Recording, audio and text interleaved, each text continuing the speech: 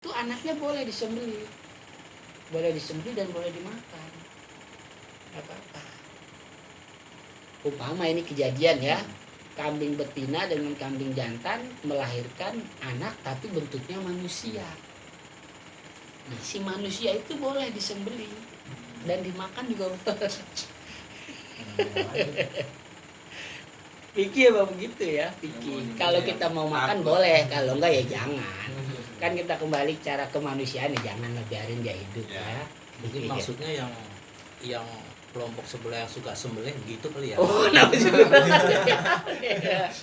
itu tetap salah itu. Itu tetap salah itu Pak ya. Palau hafizul Qur'ana, terus si anak itu dia hafal Quran, wasoro khotiban, dia bisa jadi khotib Jumat, Idul Adha, Idul Fitri segala macam. Wasolat bina Idul Adha, dia sholat Idul Adha jazaan nudhohya bihi. Setelah dia sholat, setelah dia selesai jadi khotib, kita sembelih dia, boleh. Umpama ya, ini umpama ya. Secara fikih begitu boleh, tapi tetaplah secara kemanusiaan ya jangan. Gitu ya. Makanya di sini ada teka-teki dalam ilmu fikih. Emang dalam ilmu fikih itu banyak teka-teki ya. Kita punya khotib, kata pertanyaannya nih, kita punya khotib. Terus setelah dia selesai ngelaksanain semuanya, sholat udah, khotib udah, kita sembelih. Apa jawabannya? Oh, berarti si khotib itu orang tuanya, bapak dan emaknya binatang yang dua-duanya dagingnya boleh dimakan. Jadi begitu jawabannya semoga ya. Itu emang udah ada di bahasan di ulama, udah ada itu. Udah ada. Boleh ya dimakan. Emang ada itu. Siapa yang mau duluan?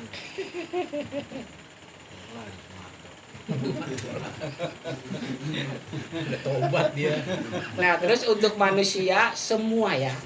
Untuk manusia semua. Manusia muslim ataupun non muslim menurut Imam Syafi'i. Beda dengan Imam Malik.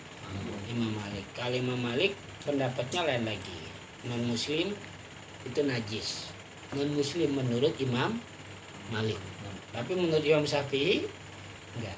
Di Indonesia tahun berapa tuh yang dulu Presiden Barack Obama ya? Barack Obama pernah datang ke Indonesia, masuk ke Masjid Istiqlal kan? Ya. Seorang pada ribut banyak kan? Ya. Berarti pada saat itu Istiqlal DKM-nya menggunakan mazhab Imam Syafi'i. Gitu. Enggak apa-apa, boleh emang di Indonesia ya Imam Syafi'i. Makanya mungkin yang bermazhab Malik orang non muslim di sana nggak boleh masuk ke masjid ya, gitu. Karena menurut Imam Malik emang mereka itu najis bukan hanya keyakinannya tapi badannya juga najis. Nah itu fikih. Jadi sebetulnya perbedaan pendapat yang terjadi dalam ilmu fikih itu bukan untuk membingungkan kita, bukan ya, untuk kita bersikap bijak ya, bersikap bijak, bukan untuk bingung nih, enggak usah bingung. Orang ulama pun yang bingung itu kalau yang ngomong nggak ada dasar ilmunya, nggak ada, baru kita bingung. Kalau fanatik pun boleh ya. Fanatik dalam arti tadi mazhab. Ya silahkan, ada masjid kalau memang itu yang terbaik ininya sholat ya silahkan, kemudian dibersihkan gitu. Oh itu Pak, itu menganggap berarti orang lain jadi ini. Maksudnya mungkin ke mazhab. Enggak, dia justru mereka N11 ya. Mereka nggak pakai mazhab. Makanya kita susah kalau nggak pakai mazhab, itu kita nggak bisa. Oh, tidak benar. Nggak bisa, harus. Kita itu harus pakai mazhab. Kalau nggak pakai mazhab kita nggak bisa. Ya. Ulama aja dari zamannya Imam Abu Hanifah, Imam Malik, Imam Syafi'i, Imam Ahmad bin Hambal, mereka udah pada bermazhab semua. Lah kita sekarang hidup zaman sekarang nggak mau pakai mazhab, nggak mau ikutin ulama. Siapa yang kita ikutin? Siapa? Ya, makanya pernah viral waktu itu ada seorang ada anjing masuk ke musola tuh di daerah mana gitu kan. Ya kalau kita mau pakai mazhab Syafi'i ya najis, ya berarti harus dicuci. Itu DKM musola atau masjid itu harus nyuci segala macam, harus bisa dia. Tapi kalau pakai mazhab Imam Malik ya disuci ya enggak apa. Nah itu ya. Jadi perbedaan mazhab bukan untuk membingungkan, tapi untuk kita bersikap bijak. Ya, bersikap bijak. Nah itu contohnya kayak itu tadi, orang non muslim dalam mazhab Malik dia najis badannya, bukan hanya keyakinan, tapi dalam mazhab Syafi'i enggak, yang najis keyakinannya doang. Gitu. Badannya enggak, ya badannya enggak. Gitu. Terus ada lagi.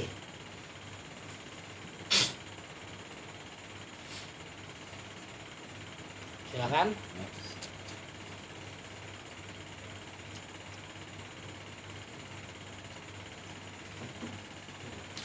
Ya, ada lagi.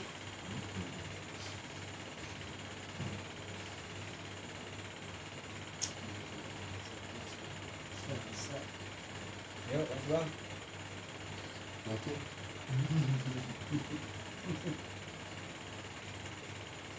Tes. Tapi yang kurang. Kalau kita sedang sholat itu Pak Kiai, Kenapa? kita sedang sholat nih, Iya, sedang sholat. tiba-tiba ada bangkai jatuh ya, cicak gitu ya, di depan kita, Mati. mati. Iya. Kita sudahkan sholatnya apa kita ulang kembali pindah tempat apa gimana? Kita pakai sejadah sholatnya ya. Pakai Pakai sejadah. sejadah atau tidak lah kira-kira. Kalau pakai ya, kalau tidak juga kena juga najis juga. Kalau pakai sejadah udah pasti ya. Pasti. Iya. Kalau lantai di depan kita persis ya. Iya. Karena kita katakan sholat nggak pakai sejadah, pakai lantainya doang ya. Kita kan bisa perkirakan seukuran kita sholat tuh segitu pasti. Berarti kan seukuran itu tempat kita sholat. Nah kalau tempat kita kejatuhan bangke najis ya berarti udah nggak sah, sholat kita batal. Berarti batalin pindah. Pindah. Iya. Oke. Mas saya lagi sholat nih di lantai, yakinlah suci ya. Lagi sholat, udah dapat sholatnya yang 4 rakaat, udah dapat 3 rakaat, tiba-tiba jatuh cicak bangke di pas ukuran kita sholat ya. Ukuran kita sholat kita bisa tahu ya, kecuali dia jatuhnya lebih dari ukuran kita sholat. Batas ya. Nah, kita kan tahu nih bisa ngukur kan. Katakan segini lah paling dia jatuh di sini, nggak apa-apa. Lanjut aja sholatnya. Gitu. Umumnya ini segini nih. Ya, masnya sholat segini nih ya. Umpama terus jatuh cicak di sini di depannya nih. Berarti kan bukan tempat sholat ini mah. Mas Cahyo nggak pakai sejadah enggak. Lantai aja biasa. Di luar ini lah ya, batas ya. Iya, kita kan bisa perkirakan ya. Nah kalau dia jatuhnya di luar tempat kita sholat, batas kita sholat nggak apa-apa. Tapi kalau dia jatuhnya di tempat kita sholat, kita bisa perkirakan batas kita sholat. Dia jatuh di sini, ya udah batal sholatnya. Kalau Wudunya nggak batal ya. kotoran cicak sama juga pakai. Oh iya kan kotoran mana najis semua. Nah, kotornya lagi pas duduk gitu. Tidak cicak. Bisa. Cacingnya aja udah batal apalagi tainya. Kotoran ya, kotoran namanya najis. Tapi ada saya pernah dengar tapi Iya, nggak tahu gimana? rujukannya kemana ya. Kalau kotorannya udah memang kering, Nah, itu gimana? Ada kalau juga kering ya? memang ada. Iya, Ada ya? kalau kering memang ada. Itu kalau masalah mazhabnya Imam Abu Hanifah, kalau udah kering, ya udah kering. Tapi harus kita hindari juga. Tetap dihindari. Iya, dihindari juga. Kalau udah kering. Iya, nggak apa-apa kalau mau ada orang bilang dia mengatakan ada ya nggak apa-apa. Iya, benar. Ini ada. Iya, udah kering. Ya. Kalau pas jatuhnya pas kita sujud pas bukanya apa enggak ada. Bohong enak ini mah. Jadi sekalipun kering nih Mas Cahyo sholat segini, udah kering di situ ya tetap kalau udah kering mah harus kita buang juga, kita hindarin juga. Maksudnya kering di situ boleh kita sentuh, kita nggak najis. Enggak najis. Ya, sama kayak gini nih, Mas Cahyo lagi jalan-jalan di perumahan yang nggak taunya tiba-tiba ada anjing lewat, nyeredeng ke motornya Mas Cahyo nih, nyeredeng dia. Ya kan, nyeredeng. Kalau Mas Cahyo bisa memperkirakan itu anjing bulunya kering, nggak najis. Bulunya. Kadang dia ngendus-ngendus nyium-nyium. Nah, gitu. itu beda. Nah, itu kan berarti kalau mendus kan pakai apa? Hidung. Lincah. Ada nggak tuh Beda, airnya, basah. cairannya? Nah itu kalau basah najis. Kalau basah. Oh, kalau Iya. bulunya doang nggak pakai? Kalau bulunya tapi Kering, nggak basah, Kering. kering, itu nggak apa-apa, nggak apa-apa.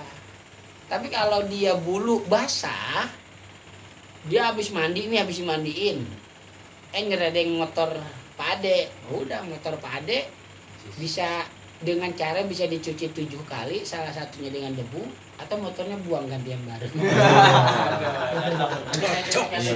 Yang kedua saya cocok. Kayak kedua.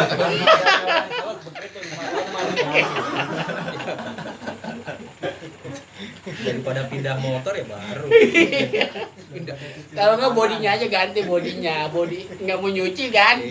Mama nggak mau nyuci, bodinya dibuka, buang kan, beli bodi yang baru pasang. Jangan motornya dibuang ya. Bilangnya sama anjingnya tuh kalau lu mau ngeredeng gua keringin dulu, bayangin dulu. Iya kalau anjingnya yang rendeng, kalau yang punya anjingnya janda gimana? Boleh. Kecualian. Itu jadinya. Jadi kalau kering nggak apa-apa. Jadi kalau bagian dari anjing dan babi itu kering, ya mengenai kita nggak apa-apa, nggak najis. Yang najis itu kalau dia basah, ya itu najis mugolazo namanya. Nah berarti harus dibersihkan 7 kali, yang salah satunya dengan debu. Kalau secara profesi misalkan di dokter hewan, Sarung tangan. iya maksudnya si anjingnya basah lah, anggap waktu datangnya kan basah, Iya. terus megang tuh. Kalau dia megangnya nggak pakai sarung tangan, ya berarti ini tangan dia najis mugolazo. Berarti cucinya 7 kali. Walaupun Tapi kalau dia pakai sarung tangannya tebal nggak tembus, tetap kering tangannya keluar ya nggak apa-apa. Berarti itunya aja tuh, sarung tangannya aja yang najis. Atau kalau ketempelan di pakaian, ganti pakaiannya kali ya.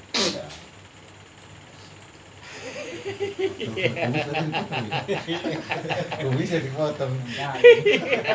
Asik. Gak dipotong lah. Gitu. Sholat nih Pak Kiai, itu kan hal yang najis tuh pakai. Saya sholat Jumat nih, Maksudnya gimana saat Sholat Jumat? najis. Ya? sholat Jumat. Kebetulan orang lewat tuh, pas banget tuh. Begitu belum sholat nggak kelihatan, pas wujud kelihatan baunya tuh gimana Pak Kiai? Baunya kelihatan. Bau Kecium kaki. kali bau mah. Ya iya kecium tuh najis apa enggak tuh? Bau apaan? Bau sikilnya itu. Jadi sujud di kakinya si itu. Bekas Bekas dia. kaki dia. Napak siapa? Anjing. Orang lewat. Oh, orang Oh, apa? lewat. Kira-kira itu najis bukan? Ya, Kotoran itu. bukan? Bukan. Ya bisa aja mungkin kalau dia Hawa iya belum tentu najis ya. Kotor itu belum tentu najis. keringat bawah. Keringat. Iya, pokoknya kotor Keringat. belum tentu najis. Tapi kalau najis udah pasti, sekalipun masih Iya. bersih. Konfirmasi dulu sama yang punya sikil. Habis ribut apaan? Nah kira-kira karena Pak Ade bisa memperkirakan gak itu apa najis bukan gitu? Jangan dia kentut Pak Aceh, dia mau keluar dulu lagi tuh masih ke bawah. Situ Kalau cuma kotor doang belum tentu najis ya. Kalau cuma kotor doang, bau doang belum tentu najis. kotor bau belum tentu najis. Iya, belum tentu. Buat sholat ya. Kalau ini Pak Kiai binatang nih, ada kata ayam. Kan biasanya kan kalau kita mau bakar-bakaran tuh ayam tuh ya kan. Nah, itu pas dipotong kan biasanya kan tuh kalau kayak paha itu masih setengah matang tuh ada masih ada darahnya tuh gimana Pak Kiai? disembelih tadi secara syar'i udah ya. Kita beli di mall, kitanya udah bungkusan begitu ya kan, udah bungkusan. Terus Pertanyaannya pas kita masak, bakar, nah pas dipotong, pas kita makan tuh masih ada darahnya tuh bagian dalamnya setengah matang. Nah itu gimana itu? Oh, itu apa? Posisinya masih maaf boleh. Ya kayak kita nyembelih kurban kan pasti masih ada masih darahnya. darahnya tetap. Iya. Karena itu di Suci, soalnya sedikit udah sedikit Iya. darahnya. Suruh bakar lagi biar Sedikit. matang lagi. Makanya bersihin dulu kalau habis itu biar lebih meyakinkan kita. Nggak apa-apa sih dimaaf, udah sedikitnya yang sisa-sisa nempel di daging itu udah dimaaf. namanya pakai misalkan Biasanya lama nih kalau rumah potong ya yang semi modern atau modern biasanya kan sebelum motong itu dia di strum lah ya, Oh. dibikin pingsan dia. Kalau ayam kan biasanya itu kayak di setrum dengan berapa pol gitu ya, saya lupa ini. Terus langsung dipotong secara syar'i. Itu menurut fikihnya gimana Pak? di setrum itu belum tentu mati ya. Belum, karena kalau secara ilmu itu meningkatkan kualitas daging. Oh, di setrum. Maksudnya dibikin pingsan dulu itu supaya karkas daging itu Termasuk penyiksaan nggak? ya kalau Masuk secara sih, ini sih iya. Emang kalau jadi gini, di fikih itu ada bahasan gini, kita menyembelih binatang tapi kita siksa dulu ya. Kita kan suka ada tuh di WA pernah ada tuh dia digituin dulu kakinya kan, akhirnya dia jatuh baru disembelih. Sah sih itu, sah. Cuman awalnya penyiksaan dulu haram, itu penyiksaannya haram. Yang penting kalau sembelihannya secara syar'i, sembelihannya sah. Cuman yang haram itu dia penyiksaannya itu tuh. Kalau memang disetrum termasuk ya itu nggak boleh. Tapi yang konsumsi gimana? Itu Nggak apa-apa. Oh, Jadi gini oh, Bang, iya. gini ya. bukan Kalau dia disembelih dengan cara syar'i tetap Tetap halal. halal. Yang haram itu perlakuan dia menyakiti binatang itu Oh, dengan cara perlakuannya. disetrum. Umpama kan ada juga katanya orang sapi kan ini yang di leher itu namanya apa? Telek, Iya telek. gede kan ininya kan. Gambir. Itu ada ditusuk dulu sama pisau itu, ditusuk baru disembelihkan kan. Nah, itu kan menyakiti itu ya haram tetap, menyakitinya haram. Tapi kalau sembelihannya sesuai dengan aturan syariat ya halal. Malah katanya nih Pak Iqbal ya, katanya justru dengan cara disembelih itu darah si tegang terus jadi itu katanya jadi nggak bagus, bisa katanya bisa menimbulkan penyakit juga. Keluarnya nggak ini ya. Katanya bener nggak itu? kalau yang saya lihat sih emang metodenya kayak gitu Pak Yai. Oh gitu. Jadi Kalau disetrum bisa- dulu iya. ya. Kalau semi modern, apalagi yang modern ya, saya juga tahu. Kalau semi modern itu yang saya tahu tuh misalkan ayam kakinya kan digantung dulu tuh, terus kan dia jalan tuh pakai tray Ya. terus dikasih kayak besi yang ada aliran listriknya langsung ke kepala tuh, nah kepala si ayamnya kan pingsan tuh, langsung tinggal disembelih sama si itu. Soalnya Kalau sapi itu ditembak kalau nggak salah tuh, setahu saya. Sapi, kalau sapi kan di pas pundaknya itu kayak pistol, kasih ke pistol gitu. Tapi bikin pincang doang itu ya. Iya, jadi pingsannya itu biar katanya sih emang buat ada yang bilang juga buat ngehindarin dia proses matinya itu. Jadi nggak kejang-kejang nggak apa gitu. Kalau dia sampai mati sebelum disembelih itu berarti bangke tuh ya. Jadi dia ditembak pas mau disembelih udah mati duluan, bangke tuh berarti. Kalau gitu ya, tapi kalau keburu disembelih nggak apa-apa. Cuman itu termasuk penyiksaan tadi ya. Masuk penyiksaan dia.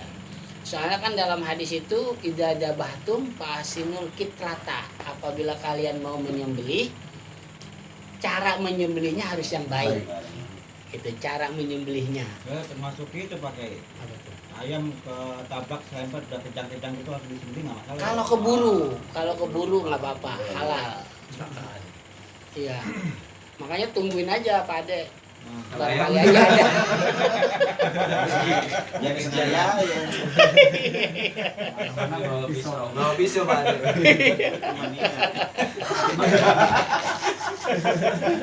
Tapi boleh itu.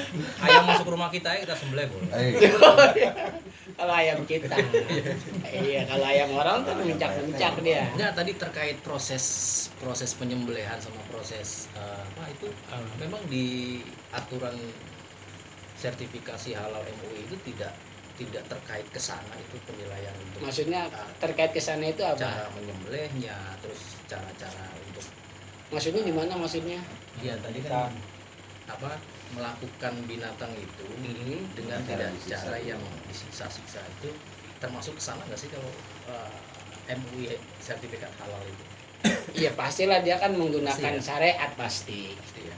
Pokoknya kalau menyembelih binatang itu kan halal sah kalau dua saluran napas, satu saluran napas dan satu lagi saluran makan dan minumnya itu terputus sudah halal. Yang penting itu tuh dua saluran ini putus, saluran napas sama saluran makan minum. Kalau dua-duanya udah putus udah halal. Masalah sebelumnya dia ditembak dulu kan berarti itu menyakiti itu mah. Disetrum tadi. Iya itu menyakiti. Nah menyakiti itu ya haram. Tapi ada yang kurang tepat itu kayaknya. Takutnya ketika disakiti belum sempat disembelih udah mati duluan bangke. Nggak tahu juga sih ya. Iya. Pertanyaannya Takutnya Tergantung yang mengkonsumsi Pak Kiai. kalau dia Kalau saat kita ingin menikmati hidangan ayam itu ayamnya udah mati masih hidup ayamnya nih. sudah mati. Yang jelas sudah mati. Iya terus. Jadi jangan langsung disantap, baca doa dulu.